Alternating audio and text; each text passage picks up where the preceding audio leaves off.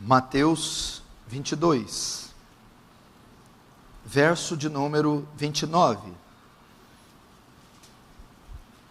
Respondeu-lhes Jesus: errais, não conhecendo as Escrituras, nem o poder de Deus. Mais uma vez, respondeu-lhes Jesus: errais, não conhecendo as Escrituras, nem o poder de Deus. Fecha os olhos. Santo Deus, nos humilhamos diante da Tua presença e nos rendemos diante da Sua sabedoria e da Sua palavra. Reconhecemos que não há outro Deus além do Senhor e que só Tu és o Senhor e Salvador. Fala-nos pelo poder da Sua palavra essa noite. Despeja da Sua graça, Senhor. Onde está a sua graça? Onde está o seu poder entre nós? Tira todo o tédio do meio do seu povo, toda distração, toda dispersão, todo cansaço. E se alguém entrou aqui sem um mínimo de temor, ou concentração, ou reverência diante do Senhor, dê a ele temor. Faça com que tenha reverência diante daquele que fala, diante da onipotência, da onipresença e da onisciência de Deus que está entre nós. Ajuda-nos, Senhor, salva-nos, Senhor, liberta-nos, Senhor, anima-nos, guia-nos, fortalece-nos, transforma-nos, nos faz para Ti, propriedade exclusiva Tua. Faz Teu reino avançar, Senhor. Receba a glória para Si e nos conforma à imagem do Seu Filho, em nome de Jesus. Amém. Presta atenção aqui no que nós vamos falar.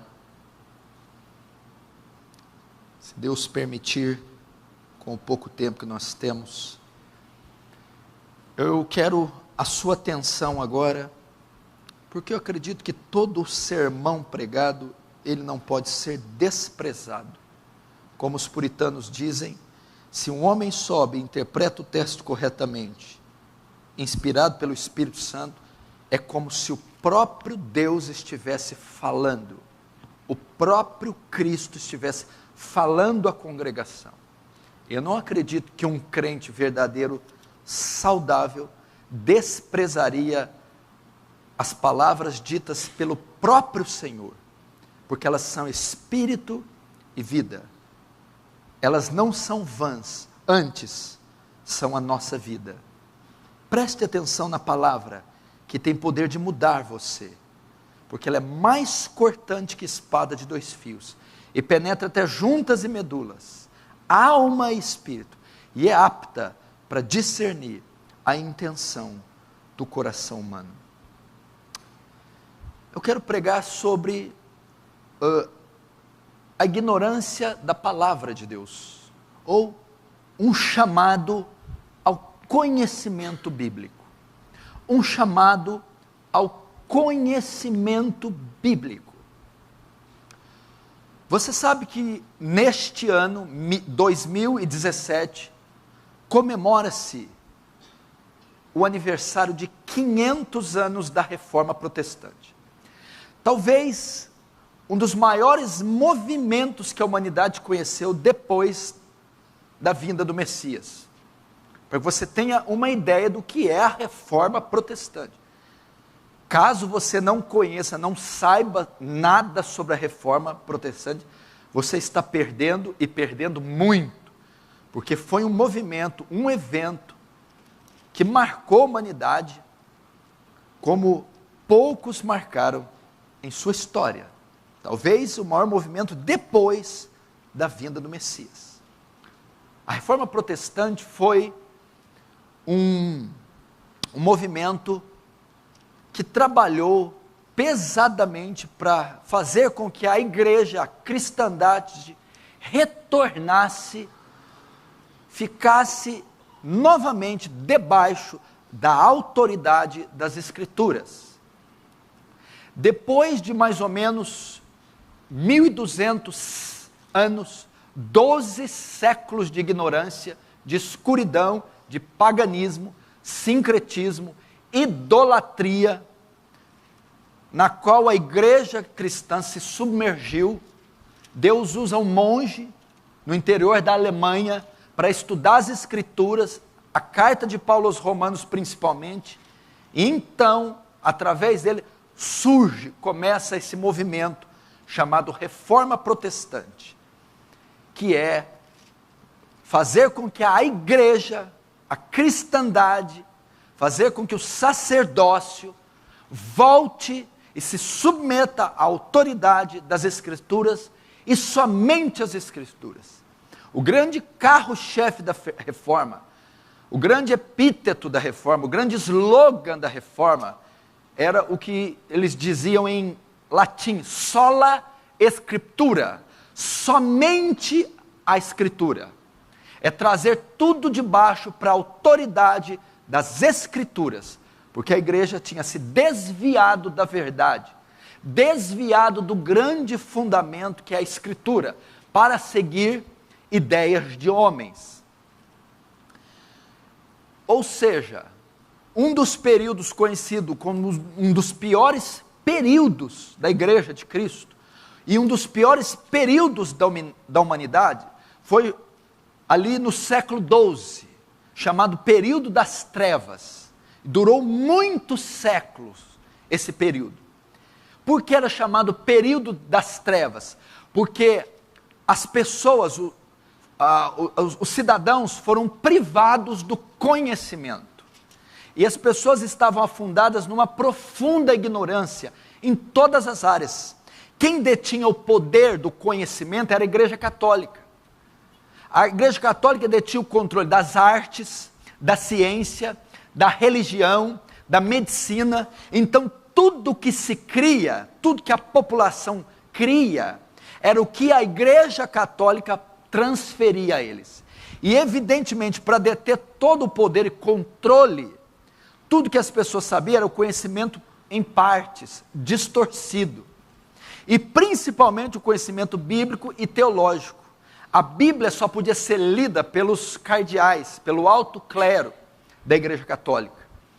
A Bíblia não podia ser lida por pessoas comuns e nem era escrita na língua das pessoas. Então a ignorância em vários aspectos da sociedade e principalmente a ignorância quanto ao conhecimento de Deus. Isso resultou no chamado período das trevas, um período sombrio, um período marcado por misticismo, paganismo, crendices, idolatria e muita ignorância. Parafraseando essa frase deste homem, um grande sábio que disse: a ignorância aprisiona, mas o conhecimento liberta. Aquelas pessoas estavam todas cativas, eram todas prisioneiras. Foi um tempo de muito sofrimento, de muita dor, de muita pobreza, de muita repressão. Foi um tempo de muita... foi um momento muito trágico.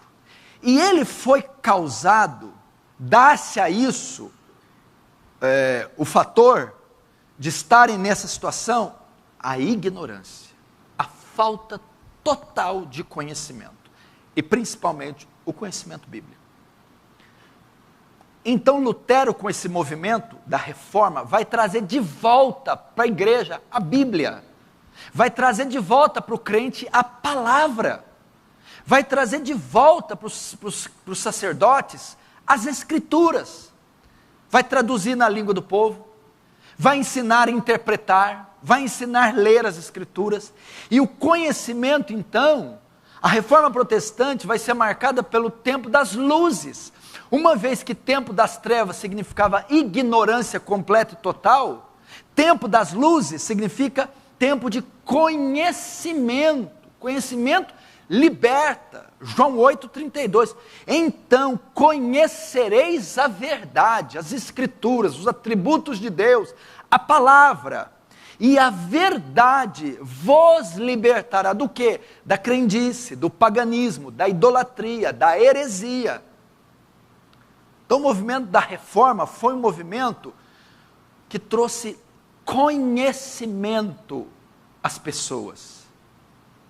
Deu a elas o direito de se defenderem, trazendo luz a elas, através do conhecimento. E é interessante notar que 500 anos depois, nós vivemos um novo neocatolicismo. Um neocatolicismo que está fazendo a mesma coisa que os seus proponentes de 500 anos atrás. Quem detinha o poder da religião eram os papas e a Igreja Católica. Hoje, como o movimento evangélico está explodindo em todo o mundo, e principalmente na nação brasileira, eles creem que em 2022, os evangélicos serão a maior parte do contingente brasileiro. Isso está claro, está evidente, vai ser mesmo. Os evangélicos, o evangelicalismo vai engolir o catolicismo e serão a maioria daqui a alguns anos. Esse evangelicalismo predomina hoje na nação brasileira. Mas a semelhança da igreja romana, ele também propõe, ele também aprisiona a maioria dos seus fiéis na ignorância, na falta de conhecimento. E na falta de conhecimento bíblico. Somos uma geração que possui traduções bíblicas como nenhuma outra, são centenas disponíveis para todas as classes de pessoas. Centenas de versões bíblicas, centenas de modelos de Bíblia, dos mais distintos diversos preços. Temos a palavra escrita em áudio, em vídeo, em dezenas e milhares de línguas disponíveis em vários meios de comunicação em todo o globo, para todos os países da terra. Nunca uma geração teve acesso tão fácil à verdade das Escrituras, de diversos modos como a nossa. Todavia, talvez poucas gerações foram tão ignorantes acerca do conhecimento como a nossa. Pastor Renato esteve aqui fazendo um seminário de interpretação bíblica e ele disse que estatísticas mostram que 51% de pastores na nação brasileira nunca leram a Bíblia inteira. Eu não estou falando dos membros, da massa evangélica. 51% dos pastores em vigência que exercem o ofício pastoral no Brasil, são pesquisas, essas pesquisas mostram que 51% desses pastores nunca leram a Bíblia inteira. Usam fragmentos da Bíblia para exercer seu ofício. Agora você imagina, se a liderança, as estatísticas mostram isso, com a liderança, imagina os liderados, imagina o crente comum, imagina a dona de casa cristão, o estudante cristão, o trabalhador cristão, pai de família cristão. Logo, não adianta termos o artefato em nossas mãos, de fácil acesso, com baixos preços, de várias traduções e versões, coisa que na época de Lutero, no período das trevas, não existia a quantidade de Bíblias. O acesso não era tão fácil, não havia versões fáceis, e não havia na língua do povo. Nós temos tudo que eles não tinham. Porém, estamos na mesma condição de ignorância que eles. As pessoas simplesmente não possuem conhecimento bíblico, não têm o hábito de ler regularmente a Bíblia. Quando leem, não conseguem interpretar a Bíblia. Caímos então na mesma ignorância do século XII.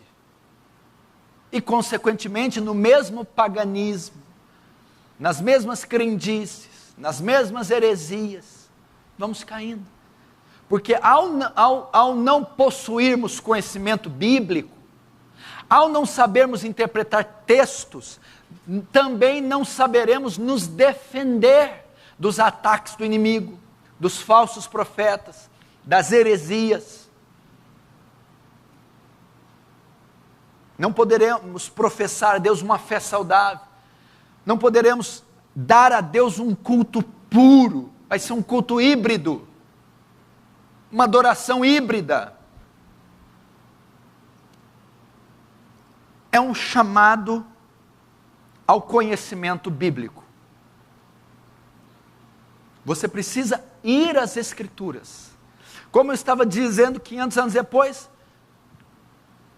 nós contamos com quase 50 milhões de evangélicos. Isso no Brasil, mas são índices altos também em outros países. Todavia, a maioria é ignorante quanto às Escrituras.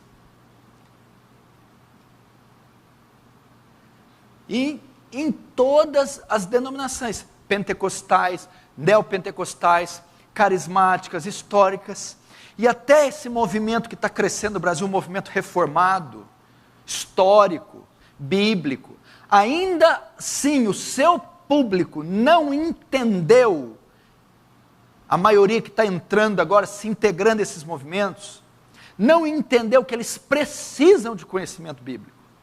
Eles precisam ser versados nas Escrituras, versados no Pentateuco de Moisés, versados nos livros históricos, nos livros poéticos, nos profetas maiores, nos profetas menores, versados nos evangelhos, nas epístolas paulinas, versados nas epístolas gerais, no Apocalipse. Eles precisam ser exímios conhecedores, leitores, intérpretes da Bíblia. Eles estão escorando em outros, esses que têm integrado aos movimentos históricos, bíblicos, reformados, se escoram no conhecimento dos doutores, dos pregadores, dos mestres, dos professores. Não dão luxo de, a semelhança dos líderes, também crescer em conhecimento. Querem tudo mastigadinho, tudo interpretado, tudo aplicado, querem tudo estudado. É o nosso dever também. Calvino dizia, orare et labutare. Para ler as Escrituras, você lê em espírito de oração, com o coração quebrantado, humilde, submisso, mas você trabalha também, orar e labutar, orar e trabalhar. Trabalhe para interpretar, para entender com ferramenta na mão, caneta, papel, chave bíblica, enciclopédia, dicionário bíblico, para compreender as riquezas desse livro. Então é um chamado à igreja brasileira, ao crente brasileiro, ao cristão comum, aos líderes de congregações, a pastores, evangelistas, missionários e mestres. É um chamado a voltar-se para a Escritura, estudar as Escrituras, interpretar as Escrituras, harmonizar as Escrituras, aplicar as Escrituras, praticar as Escrituras, viver as Escrituras e depois pregar e ensinar as Escrituras. Jesus foi claro que enfático, ele está dizendo aos saduceus, Mateus 22, 29, o texto que eu abri, os saduceus o interrogam acerca da ressurreição, eles vão dizer, fulana tinha tantos maridos, na ressurreição, quem vai ser o marido dela? Eles figuram a imagem hipotética de na ressurreição, quem dos homens seria a mulher dela, porque na lei de Moisés diz que se a mulher ficar viúva, ela podia tomar o parente mais próximo da família como marido. Os saduceus queriam dizer, e na ressurreição? Quem desses vai ser marido dela? Jesus diz, errais em não conhecer as Escrituras nem o poder de Deus. Ou seja, vocês não sabem que não vai haver casamento, não vai ser união marital nos céus. Então ele vai refutar a pergunta deles, dizendo, que pergunta ignorante.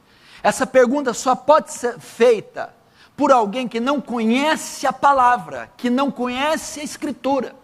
Então, obviamente, Jesus estava insinuando que eles deviam crer em algumas imbecilidades, algumas heresias, em algumas aberrações. Por fazer tal pergunta, a visão deles acerca de algo místico, acerca da ressurreição ou do casamento, era um significado estúpido, espúrio. Jesus não vai dizer a causa disso, causa de crer erroneamente em certas doutrinas. Falta de conhecimento. A falta de conhecimento, Jesus está dizendo aqui, traz muitos danos para a cristandade, muitos danos para a pregação, muitos danos para o pastorado, muitos danos para a igreja.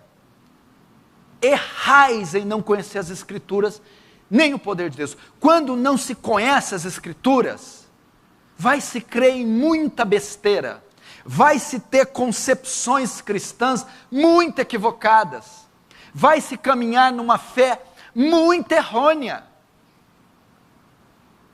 É necessário não só congregar numa igreja bíblica, é necessário não só ouvir pregações bíblicas, mas é necessário que cada crente individual cresça no conhecimento bíblico, mesmo que seja mínimo. O avivamento só virá, tenha certeza disso, os grandes avivamentos são precedidos por reforma. Todo avivamento, a maioria deles, às vezes vem simultâneo, às vezes, mas sempre é acompanhado de reforma. O que é isso? Primeiro Deus mexe nas bases, na estrutura, nos credos. Primeiro coloca os lastros. Primeiro mexe na ética, na teologia, na doutrina. Depois derrama o Espírito, que é o tipo de um avivamento. Como é que Jesus vai derramar avivamento na bagunça, na heresia? É possível derramar um avivamento na igreja católica? Não. É possível um avivamento na igreja universal do Reino de Deus? Não. Antes do avivamento, precisa haver uma reforma teológica. Precisa haver princípios bíblicos sendo novamente injetados. Então ele derrama o Espírito. Da mesma sorte, se nós queremos ver um derramar do Espírito entre nós, Franca sendo tomada para Jesus, conversões, se quisermos ver a Igreja Aliança Calvário ser um expoente da fé, primeiro nós todos temos que nos voltar para as Escrituras. Para as Escrituras. O movimento do puritanismo, século XVIII, Inglaterra, Escócia, Estados Unidos, principalmente os puritanos ingleses. Qual era o grande viés dos puritanos? A obsessão dos puritanos? Serem bíblicos. Eu quero ser bíblico, só isso. O que é ser bíblico? Olha só o viés dos puritanos. É submeter cada detalhe da vida deles à autoridade da Escritura. É isso. Puritanismo ser puritano é ser assim. Submeter cada detalhe da vida, cada aspecto da sua vida à autoridade das Escrituras. Os puritanos escreviam livros de 500, 1000, 2000 páginas de como usar a boca biblicamente. O que a Bíblia fala sobre a boca, como eu devo falar, como eu devo usar, como eu devo impressionar. Tudo que a Bíblia fala com relação às minhas palavras, eu quero aplicar. O que a Bíblia fala com relação às mãos, como eu uso as mãos, onde eu ponho as mãos, onde não ponho as mãos. Eles queriam ser bíblicos. Como se vestir, como usar o dinheiro, como ser mãe, como ser pai, como ser marido, como ser esposa, como ser filho, como ser funcionário, como ser patrão, como usar o dinheiro, biblicamente, o que a Bíblia tem a dizer sobre o dinheiro, o que a Bíblia tem a dizer sobre a minha roupa, o que a Bíblia tem a dizer sobre a minha aparência, o que a Bíblia tem a dizer sobre ser pai. Então eles iam, estudavam, e interpretavam, e aplicavam. Isso é ser bíblico. Você sabe, por exemplo, que se o pai que você é, como você conduz seus filhos como pai, você sabe se está em acordo com a vontade de Deus? Você nunca vai saber, você nunca vai ser um pai bíblico, e nunca vai poder aplicar os conceitos bíblicos do que é ser pai, se você não estudar tudo que a Bíblia fala sobre o que é ser pai. Isso é ser bíblico. E ser bíblico não é uma opção não é uma... Ser bíblico não é uma opção e não é uma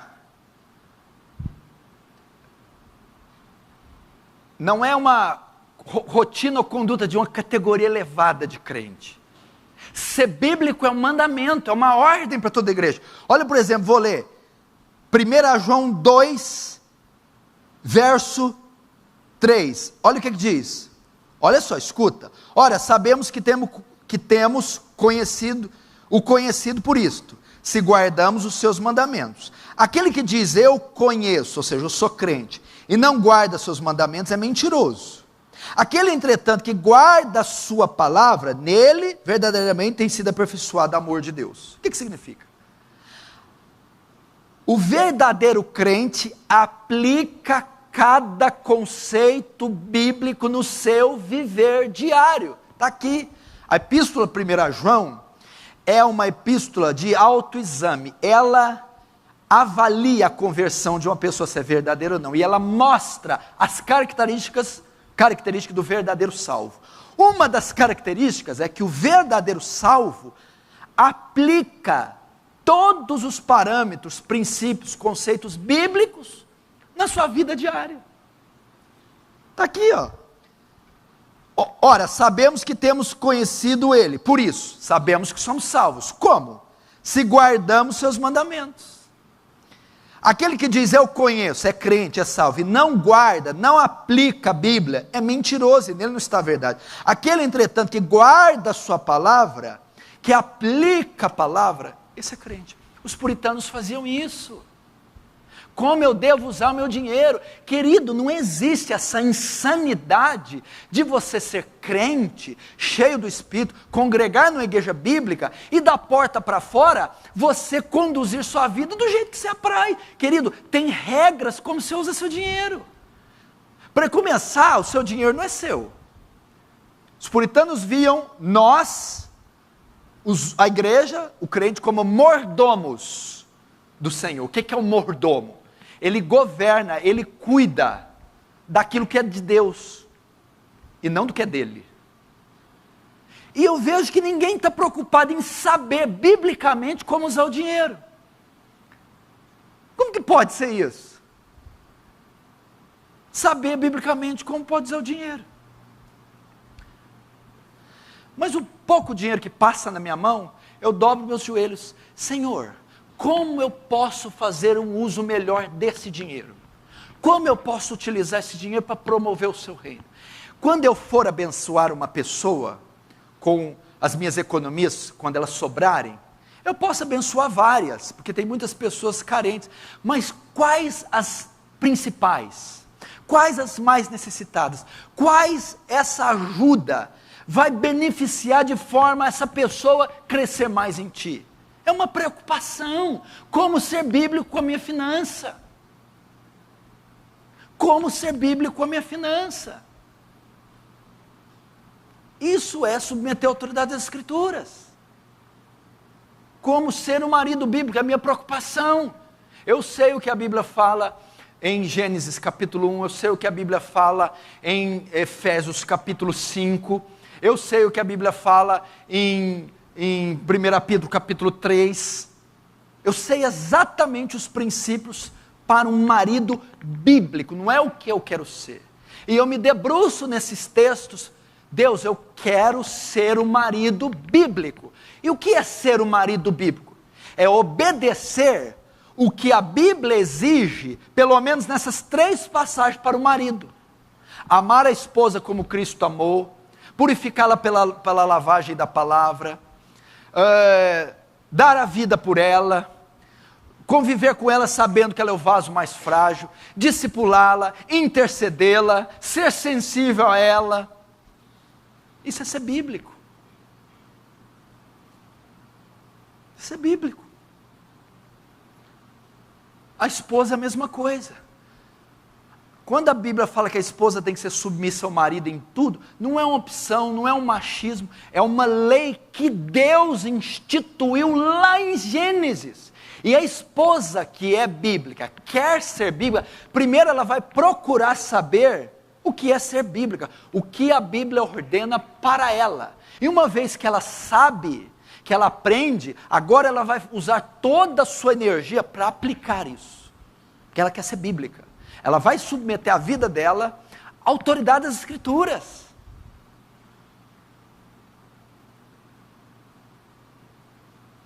Versículos para pais. Eu não sei, eu acho que tem uma coisa para pai e mãe crente, porque é a geração dos pais omissos, das mães omissas, que terceirizam tudo, terceiriza educação, terceiriza amamentação, terceiriza banho, terceiriza tudo para os filhos, não quer fazer nada com o filho. Deus no dia do juízo não vai cobrar teus filhos da minha mão, Deus vai nem olhar para mim. No dia do juízo, Deus não vai pedir contas a mim dos teus filhos, nem o pastor Dani, nem ninguém. No dia do juízo, Deus vai pegar o teu cabelo, vai pegar você por cabelo, dá conta do teu filho. Deus vai fazer isso. Dá conta do teu filho agora. Deus vai fazer isso. O discipulado dos filhos está na sua mão, a educação dos filhos está na sua mão, a provisão dos filhos está na sua mão, a proteção dos filhos está na sua mão. É o dever dos pais. A Bíblia fala isso. Vós, pais, não provoquei a ira dos vossos filhos. Antes, ao invés de provocar, de irritar o menino, de chamar o menino de feio, de burro, de gordinho, de humilhar, rebaixar o menino, ao invés de fazer isso, não provoquei. Antes, educai-o, discipulai-o, formai-o na doutrina e admoestação do Senhor. Ensina biblicamente os filhos, ensina a ler a Bíblia. Ensina a orar, ensina a pedir perdão dos pecados, ensina a se vestir, ensina a se banhar, ensina a se trocar, ensina a ter bons modos, asseio, higiene pessoal, educação, corrige a lição de casa, ensina a tabuada, ensina a interpretar texto, ensina a matemática, ensina a geografia. É um ministério, é um ofício, é uma vocação. Isso é o que é ser pai bíblico. Desenvolva a conversão dele, porque ele não é salvo, ele nasce ímpio, nasce pecador, nasce condenado. A principal função do pai é desenvolver a salvação do filho, pregando o evangelho, expondo o evangelho, falando da depravação do filho, da queda, falando da inclinação que ele tem para o pecado, e que ele precisa de um salvador, que é Cristo. Isso é princípio bíblico para pai. Ser pai bíblico é ser isso. Ser mãe bíblica é a mesma coisa, auxilia o marido nisso. Faz a mesma coisa que o marido, auxiliando. Isso é ser bíblico. E os filhos? Está cheio de profeta aqui, de jovem. Cheio de Eliseu, está cheio de Davi, está cheio de José, está cheio de Estevão. É os filhos mais ungidos, mais santos. Filhos, obedecei vossos pais no Senhor, porque isso é bíblico. Honra teu pai e tua mãe, que é o primeiro mandamento com promessa, para que te vá bem na terra e viva e seja de longa data, de longa vida. Querido, se você quer ser um jovem bíblico, se você quer submeter a autoridade da Escritura como filho, você precisa olhar seus pais com outros olhos. Está errado esse negócio. O termo honra ali é tão profundo. Honra o teu pai e a tua mãe. Honra ali quer dizer estima, obedece, valoriza, ama, tem tudo isso. Você deve estimar ele, você deve respeitar ele, valorizar, mas tem um sentido mais profundo, reverência. Essa palavra reverência se aplica a autoridades, reis, magistrados, governantes, se aplica a Deus, se reverencia Deus, se reverencia governos, se reverencia autoridades. Por que colocou reverência lá? Porque o teu pai e a tua mãe são autoridades constituídas por Deus. Ser bíblico é reverenciá-los, ou seja, pia fino na frente do seu pai e sua mãe. Baixa a voz para falar com eles. Pensa 2 vezes antes de se dirigir. Quando você fala com autoridade, você põe qualquer roupa para falar com autoridade? Você usa qualquer vocabulário? Você usa qualquer modus? Não. Quando você vai se dirigir a uma autoridade, você muda vestimento, o vocabulário, a postura, você vai com exímia reverência e respeito. Você deveria fazer a mesma coisa ao se dirigir ao teu pai, à tua mãe. Trate-os com respeito, trate-os com dignidade, Trate-os com reverência. Cuidado com as palavras que você usa. Você deve escolher detalhadamente as palavras que você usa com seus pais. O tom de voz deve ser adequado. Respeito. Isso é ser bíblico. Não é orar e jejuar e querer ganhar o mundo inteiro e querer ser Jonathan Edwards. Isso é ser bíblico. Isso é submeter a sua vida às Escrituras. Não é o que você quer, o que você acha, o que você projeta. Não, o que a Bíblia manda para os filhos, o filho bíblico vai obedecer. Isso é bíblico.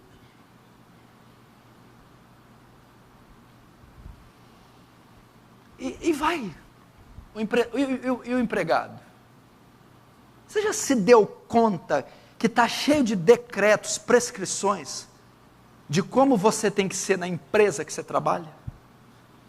Vós funcionários, vós escravos, vós empregados, trabalhai honestamente, não só à vista, como para agradar homens, mas tendo em conta que o Senhor está vendo. Ou seja, meu índice de produção, minha honestidade, não é só porque eu estou ameaçado, porque meu patrão está olhando. Não, eu tenho um patrão acima do meu patrão, um Senhor acima. E quando eu estou trabalhando, chego no horário, não saio antes, sou honesto, não roubo, não pego o que é meu, é por temor àquele que está me vendo. Então tem um decreto para o funcionário cristão. O que é isso? Ele é o melhor funcionário. O índice de produção dele é o melhor. Ele é honesto. Ele honra e respeita o seu patrão, ainda que for ímpio. Mas ele faz isso por causa de outro que está acima do patrão dele. Deus, o Senhor. Ele não fala mal de patrão nas costas. Ele não faz corpo mole na empresa. Ele não furta nem lesa a empresa. Ele não burla as regras da empresa, não faz nada disso, porque ele sabe que o pão dele, o salário dele, vem do Senhor. Isso é ser um funcionário bíblico. A Bíblia tem decretos para como ser funcionário, não é do jeito que eu quero. Como é que fala que é crente, congrega numa igreja bíblica, e não aplica conceitos, submeta sua profissão às Escrituras? Não posso fazer corpo mole, meu índice de produção tem que ser o melhor, tem que ser honesto, não tem que furtar, tem que dar bom testemunho, bom exemplo, ainda que seja uma espelunca a minha profissão, o meu local de trabalho. Anda em dia com os documentos, anda em dia com a ética da empresa, respeita as regras, a vestimenta, os horários, os colegas de trabalho, o salário que ganha. Não faz corpo mole. Cresça na empresa, seja habilidoso, independente se o cara for um canalha ou não, injusto ou não, essa é a sua função. E para patrão? A mesma coisa. A Bíblia diz para não oprimir os funcionários, a Bíblia diz para não abusar dos funcionários, a Bíblia diz para andar correto com papel, CNPJ, nota, tudo isso, a Bíblia está lá. Se eu sou um profissional liberal, se eu sou empresário, tem prescrições bíblicas de como eu conduzo uma empresa, o salário do funcionário, a carga horária, como lido com dinheiro, como tem que estar papelada, toda a burocracia tem que estar submetida estritamente à autoridade das Escrituras. E isso é ser um patrão bíblico, um funcionário bíblico, um empresário bíblico. Qual é a sua situação junto ao governo? Os impostos, as notas. Não, assim, é só aqui domingo. Domingo eu quero um arrepio, um louvor gostoso, quero dar uma chorada. O senhor prega aquela palavra, arrepia as costas. Mas minha vidinha aqui, depois que acaba o culto, é outra coisa, pastor. A gente põe uma coisinha debaixo do tapete, só nega uma coisinha aqui, dá uma mentirinha ali, burla um aqui, compra outra aqui. Você não é bíblico. Nem sei se é crente. O crente, antes dos lucros, ele quer honrar o seu Senhor. Antes do dinheiro, da bufunfa, ele teme a Deus. Quem falou que a gente vive de dinheiro, meu camarada? Falou que dinheiro, lucro, isso tem alguma importância para nós? Nós estamos aqui para avançar o reino de Deus, meu querido, com o nosso testemunho, com a nossa pregação, com a nossa retidão. Quem que falou que dinheiro? Que dinheiro? Meu sustento vem do Senhor. Dele é o ouro e dele é a prata. Isso é ser bíblico. Isso é bíblico. Isso é bíblico. Posso usar o dinheiro do jeito que eu quero? Não, a Bíblia fala que quando eu tenho muito, eu tenho que repartir com os que não têm nada. A Bíblia fala de generosidade. A Bíblia fala para eu não acumular tesouros na terra. Tem gente que vai comprando um terreno todo mês, um terreno. A Bíblia não fala para fazer isso não. A Bíblia fala que quem tem muito reparte com o pobre. A Bíblia fala para eu não acumular tesouro na terra, mas no céu. A Bíblia me adverte sobre a avareza, sobre a ganância. Meu Deus, isso é ser bíblico. A Bíblia fala para quem trabalha demais. Está errado, a Bíblia fala. Não, minha vida é trabalhar. Não tem tempo para ler, para orar, para cuidar da esposa, do marido, dos filhos, só trabalho. A Bíblia diz que não é dessa maneira. São os gentios que buscam todas essas coisas. E vosso Pai Celestial bem sabei que necessitai de todas elas. Não preocupeis quanto à vossa vida, pelo que é a vez de comer ou beber, nem pelo vosso corpo, quanto ao que é a vez de vestir. Não é a vida mais que o alimento, nem é o corpo mais que os vestidos. A Bíblia fala para não sermos escravos do trabalho, não. Não.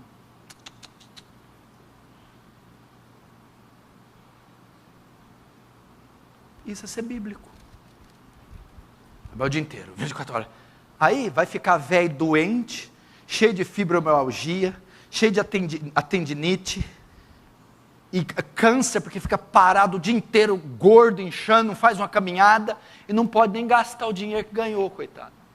Pode nem usufruir. Aí chega velho, doente, não pode usar o dinheiro que ganhou, e não fez nada para o reino, não ganhou uma alma, não plantou uma igreja, não escreveu um livro, não expulsou um demônio, não curou um enfermo. Por quê? Porque não foi bíblico. E gente, isso é ser bíblico. É chegar em casa hoje desesperado e começar a folhear a Bíblia. O que a Bíblia fala a respeito do que eu estou fazendo hoje, que eu fiz ontem, que eu vou fazer amanhã, desse projeto, daquele projeto, da minha conduta. Vai para a Bíblia que ela tem a resposta. E submeta aquilo que ela falar. Isso é bíblico. Ah, pastor, eu não sei. Começa então lá na sua casa hoje. Gênesis 1:1. No princípio criou Deus os céus e a terra. Começa lá. Aí você vai achando, aos pouquinhos. E vai aplicando, e vai orando para Deus te dar graça, para você se conformar àquele texto, para você praticar aquele texto, para você viver aquele texto, e Deus vai te dar graça, você vai conseguir, e vão vir os benefícios de você fazer isso, os resultados, vai ser uma safra gorda, uma colheita enorme sobre a sua vida, por ser bíblico, por submeter a Bíblia. A Bíblia fala até da língua, meu amor, meu bem. Que a língua, pequeno membro inflamado pelo inferno, capaz de incendiar um bosque. Sabendo que ela é um membro que incendeia um bosque, Tiago vai lá e diz, portanto, seja tardio no falar e pronto no ouvir. Fala menos. No muito falar, a transgressão. Aquele que muito abre os lábios tem perturbação. Mas o que modera a boca é prudente. Me fala sobre falar. Eu fico impressionado quando eles me chamam para fazer visita. Eles me chamam para fazer visita, eu vou. Ou eles vêm aconselhar comigo. Eles não deixam eu falar. Só eles que falam. Mas o que eu estou fazendo aqui? Mas não sou eu o pastor, o profeta, o conselheiro, o homem da Bíblia. Eu não vim para ensinar. Eles não deixam eu falar. Eu fico, o que eu vim fazer aqui? Em vez de... Gente... É só olhar para a Bíblia. Paulo ficava aos pés de Gamaliel. Maria aos pés de Jesus. O povo no monte aos pés. Ouvindo. Fala, homem. Ensina. Explica. Aplica. Dirige. Aconselha. Nós estamos sedentos. Não, é esse que fala. Aí eu vou começar. Eles me cortam. Eu falo, aham. Ai, meu Deus. Aí eu olho para o pão de queijo, eu vou comer aqui. Vai, me ensina, me fala. Principalmente quem veio de fora. Vai, me ensina um pouco de heresia, eu estou precisando saber, vai. É porque não sabe aplicar a Bíblia no tapete da realeza, na língua. Você sabia que as mulheres falam 25 mil palavras por dia? E os homens falam 8 mil? Quando chega a noite, está na cama, o homem já gastou as 8 mil, quer dormir. Ela ainda tem 15 mil para falar. Aí ele fica assim, tá bom. Ele já está nos últimos, tem mais 10 palavras. Ela tem 15 mil, filho. Sabe o que você faz com as 15 mil? Ora elas. Olha que benção. Isso é ser bíblico, gente. E por que vocês têm medo de ser bíblico? Qual o temor de ser bíblico? Qual o problema? Ser bíblico é o nosso dever. Ser bíblico... Querido, antes de eu dizer isso aqui, presta atenção. A facilidade que um crente verdadeiro tem de ser bíblico. Você quer saber? Vai lá comigo em Jeremias 31. Olha a facilidade que tem que ser de ser bíblico. Jeremias 31.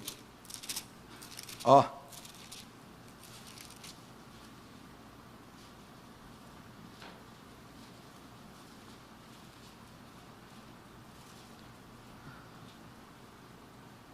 Jeremias 31, verso 31. Eis aí vem dias, diz o Senhor, que firmarei nova aliança com a casa de Israel e com a casa de Judá. Qual é essa nova aliança? É igreja, para mim e para você. 32, não conforme a aliança que fiz com seus pais, Antigo Testamento, lei, Moisés, no dia que os tomei pela mão para os tirar da terra de Egito, porquanto eles anularam a minha aliança, não obstante eu as ver desposado, diz o Senhor. 33, agora olha, porque esta é a aliança que firmarei com a casa de Israel, depois daqueles dias do Senhor, na mente lhes imprimirei as minhas leis, também no coração las escrevereis, eu serei o seu Deus, serei o meu povo. Olha o 34, não ensinará jamais cada um seu próximo, nem cada um ao seu irmão, dizendo, conheça o Senhor, porque todos me conhecerão, desde o menor até o maior deles, diz o Senhor. Até aí, olha aí, a lei, a palavra já está escrita no salvo, o salvo, eu estou falando, eis que faço uma nova aliança. Opa, a velha de Moisés, a velha, a lei era escrita onde? Tábuas de pedra. Na nova, eu vou escrever no coração. Eu vou escrever na mente, eu vou imprimir. Já está no coração do crente a palavra, já está lá. Então ele não tem dificuldade de ser bíblico. A lei moral, os aspectos morais da lei já estão incutidos no coração do crente quando ele vem à conversão. A Bíblia é para instruir, para modelar, nortear, como ele faz isso no sentido prático. E ele não tem nenhuma dificuldade de fazer. Por que você vai ter? Olha Ezequiel, um livro depois, a mesma coisa. 2 livros depois, Ezequiel 36.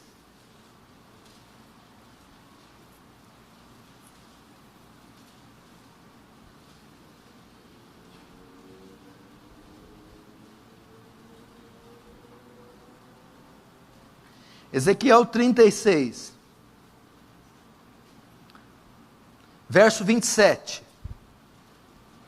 Porei dentro de vós o meu espírito e farei com que andeis dos meus estatutos e guardeis os meus juízos e os observeis.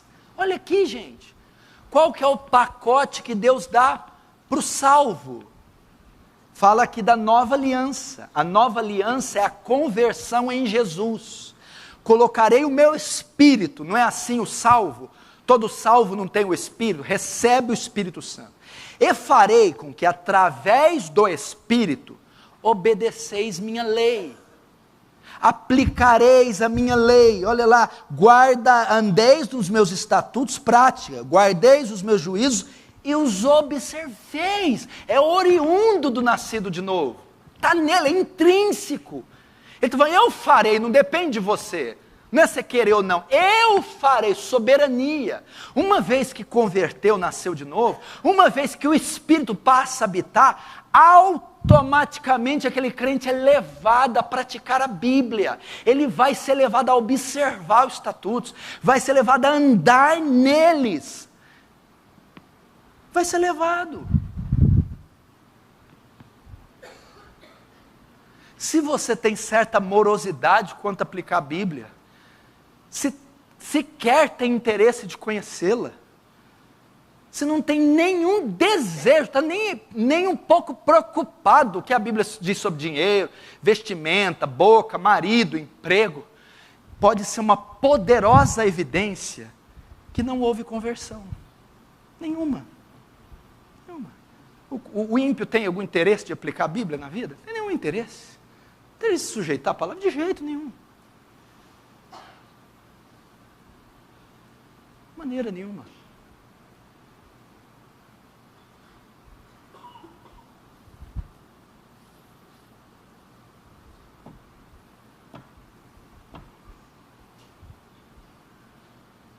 Quantos estão entendendo? Diz amém.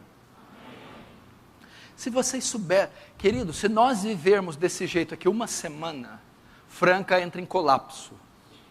Tem 700 pessoas aqui no domingo. 700. Se 700 pessoas foram cristãos bíblicos, em todas as áreas da sua vida, durante uma semana, Franca entra em colapso. Porque vai ser uma discrepância tão grande, vai destoar tanto das pessoas que nós convivemos na sociedade, que vai entrar em colapso, vai acontecer, vai emperrar. Se formos bíblicos, você está vendo aonde surge o avivamento? Você está vendo aonde conversões saem? Onde a corrupção é refreada, sal da terra? Onde o evangelho é pregado, luz do mundo? É em sermos bíblicos. Agora, se eu nem conheço, o primeiro passo é se saturar deste livro. Como alguém pode não gostar da Bíblia? Como alguém não pode gostar deste best-seller? Como? É impossível não se fascinar por cada página lida. É impossível não se comover por suas histórias. É impossível não se dobrar diante de tamanha sabedoria. Como é que rejeita isso? É um chamado ao conhecimento bíblico. Eu quero convidar você aqui da Igreja Aliança do Calvário, convidar você que me assiste, para voltar para as Escrituras, para ser um crente bíblico, para submeter toda a sua vida, cada aspecto da sua vida, cada detalhe da sua vida, à autoridade das Escrituras. Quem sabe ser uma nova geração de puritanos, pelo menos nesse sentido, não neopuritanismo, mas nesse sentido. Quem sabe amar a Bíblia como Davi, o quanto ama a sua lei, é a minha meditação todo dia. Ou como Davi, bem-aventurado o homem que não anda no conselho dos ímpios, nem se detém no caminho dos pecadores, nem se assenta na roda dos escarnecedores. Antes tem o seu prazer na lei do Senhor, e na sua lei medita de dia e de noite. Volte às Escrituras, igreja. Josué 1,8, não se aparte as palavras do livro dessa lei da sua boca, antes media de dia e de noite, então prudentemente te conduzirá e fará prosperar o seu caminho. A lei e o testemunho, se nós não falarmos segundo essa palavra, jamais veremos a alva. Palavra, vamos para a palavra. Tem como contribuir para a igreja. Ame a palavra, meu irmão. Você sabe que tem um daqueles puritanos, talvez você vai encontrar no livro Entre os Gigantes de Deus, o J. Packer. O amor que os puritanos tinham por esse livro é tão grande, tão grande, tão grande, que está nesse livro, essa narrativa. O pastor Danilo citou hoje aqui, na Escola de Novos Membros. Ele dizendo do amor que tinha da Bíblia, disse: Senhor, Senhor, queima nossas casas, mata nossos filhos, violenta nossas mulheres, mas não tira de nós a Bíblia, não tira de nós a Bíblia. artefato é esse, igreja? Que livro maravilhoso é esse? Discorra no seu conhecimento, deguste o seu conhecimento, se aprofunde no seu conhecimento, gaste dias e horas e noites insones, debruçado neste maravilhoso, estupendo livro. Mas o que vai acontecer comigo? Você não tem ideia, e conhecereis a verdade, e a verdade vos libertará. A palavra santifica, a palavra consola, a palavra cura, a palavra liberta, a palavra dá sabedoria, a palavra dá maturidade, traz crescimento, a palavra norteia, a palavra livra, a palavra, ela é poderosa.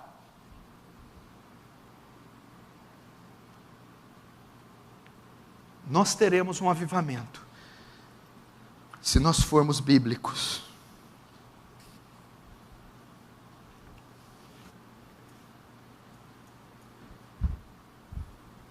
Pastor, como eu começo? A partir de hoje, quando eles perguntarem para você, qual que é seu hobby? Hobby é aquilo que a gente faz num momento de lazer, descontração. Por exemplo, meu hobby é jogar futebol, meu hobby é passear, fazer caminhada, meu hobby, entendeu?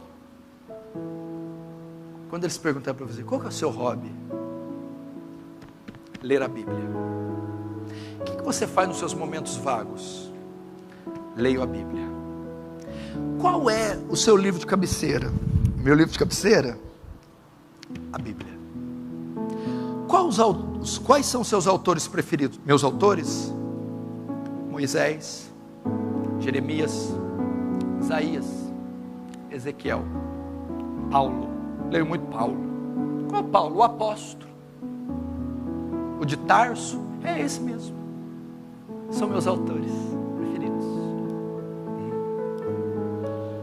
Vai ser esse o seu hobby, se aprofundar no conhecimento. Minha oração é para que você seja como John Bunyan. John Bunyan lia tanto a Bíblia, decorou tanto a Bíblia, que eles diziam, se cortarem as veias de John Bunyan, não sai sangue, sai versículos. Que você seja como George Miller, missionário, leu a Bíblia 200 vezes, 100 delas de joelho.